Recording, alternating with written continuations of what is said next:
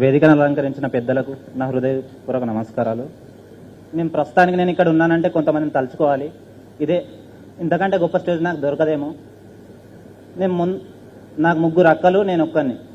అందరూ గవర్నమెంట్ స్కూల్లో చదువుకున్నారు. నేను ఇంటర్ చదువుకునే టైంలో ఫిజిక్స్ అండ్ జాలజీ సార్ నాకు ఇంకా గుర్తుంటారు. వాళ్ళిద్దరు నన్ను చూసి నేను చదివిపిస్తాను, మీ పేరెంట్స్ని అడుగు, మేము చదివిపిస్తామని అడిగితే నేను ఇదే మాట తీసుకెళ్ళి నేను మా బాబుకు చెప్పిన. అప్పుడు మా బాబు ఏమన్నాడంటే, బిడ్డ వేరేవారు నేను చదివించడేంది, నా తల తాకట్టు పెట్టైనా కూడా నేను చదివిస్తా, నాకు ఎంతుందో నాకున్నంతలో నేను చూసుకుంటా, ఎవరైతే నీకేంది అని అన్నాడు. ఆ తర్వాత నేను లాంగ్ టర్మ్ చేయాలి, ఎంబీబీఎస్ చదవాలంటే లాంగ్ టైంలో డబ్బులు అవసరం పడ్డది. అప్పుడు అక్క నేనా ఇద్దరు ఎవరో ఒకరో చదవాలి. ఆ టైంలో తల్లిదండ్రులు కాబట్టి వాళ్ళు ఎవరినైనా ఒక్కరినే చదివించాలని చెప్పలేరు కాబట్టి అప్పుడు మా చిన్నక్క అయిన అమ్మ తమ్ముని చదివించండి, మిమ్మల్ని పోషిస్తాడు, నేను చదవలేను అంటే మా అక్క చదవకపోవడానికి కాదు, నేను ఇంటర్లో ఉన్నప్పుడు కూడా మా అక్క నా మీద అంత నమ్మకం ఉంచుకుందంటే మా అక్కకు నేను ఏం చేసినా తక్కువ అవుతుంది. నేను ఫస్ట్ లాంగ్ టర్మ్ అయిన తర్వాత డబ్బులు ఇచ్చి నన్ను హైదరాబాద్ పంపుతాడు. మా అమ్మ నాన్న ఇద్దరు ఏం చదువుకోలేదు, కానీ వాళ్ళ జీవితాన్ని చదివింది. లాంగ్ టర్మ్ పోయి నేనే చదువుకున్న తర్వాత రిజల్ట్ వస్తుంది. రిజల్ట్ వచ్చిన తర్వాత బాబు తక్కువ మార్కులు వచ్చినాయి నాకు అని అంటే, బిడ్డ నువ్వెంత చేసినావో నాకు తెలుసు, నీతో అయిన దానికన్నా ఇంకో 10 ఎక్కువ చేసి ఉంటావు, నీ మార్కులు ఏం కాదు, ఇంకోసారి ట్రై చేద్దామన్నాడు. సరే నెక్స్ట్ సారి ట్రై చేసిన తర్వాత నాకు సీట్ వస్తుంది. వచ్చిన తర్వాత నేను కాలేజీలో జాయిన్ కావాలి, నాకు ఫీజు కూడా లేదు. యాక్చువల్లీ మాకు ఫీజు కట్టాలి, ఒకసారి సీట్ వచ్చిన తర్వాత ఫీజు కట్టాలని కూడా మాకు తెలియదు. ఎందుకంటే మా చుట్టుపక్కల మా ఊర్లో ఫస్ట్ సీట్ వచ్చింది నాకే కాబట్టి మాకు ఎలా వెళ్ళాలి ఒక రూట్ తెలియదు, ఒక దారి తెలియదు. అప్పటికప్పుడు ఫీజు కట్టాలి, ఎవరిని అడుగుదామన్నా తెలియదు. నేను ఆ పరిస్థితుల్లో అమ్మా నాకు ఈ డబ్బులు కట్టడం అవసరం లేదు, నేను చదువుకోను, మీతోనే వ్యవసాయం చేసుకుంటా అని చెప్పిన.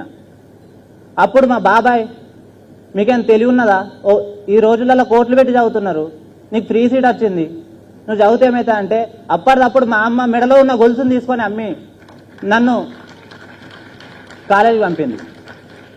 ఆ తర్వాత నెక్స్ట్ ఇయర్ నుంచి నాకు స్కాలర్షిప్ వచ్చింది. ప్రతి ఇయర్ నేను స్కాలర్షిప్ కట్టుకుంటూ నేను చదువుకున్నా. నేను ఫైనల్ ఇయర్ చదివేటప్పుడు స్కాలర్షిప్ లేట్ వచ్చింది, నాకు హాల్ టికెట్ కావాలి, ఫీజు లేదు.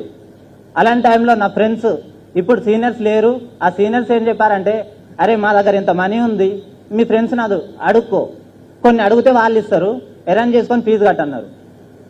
నేను వాళ్ళకు ఖచ్చితంగా రుణపడి ఉంటా.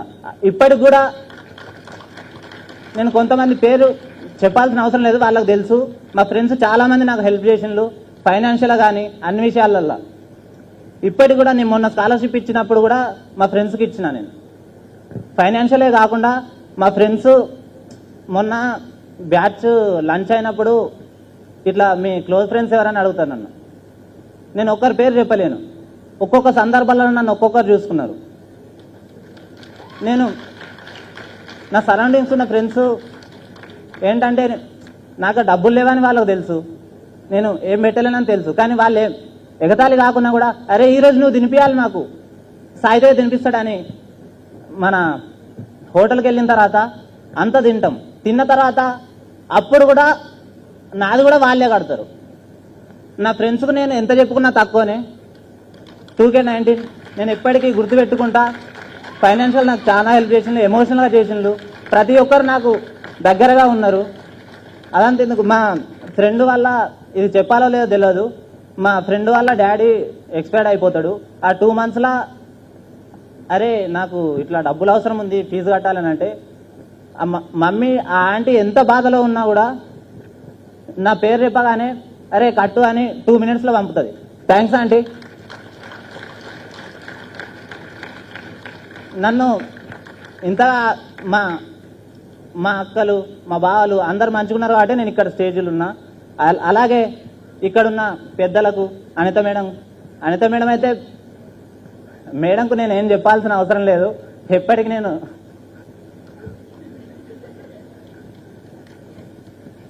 Asim sir, thank you and everyone, thank you.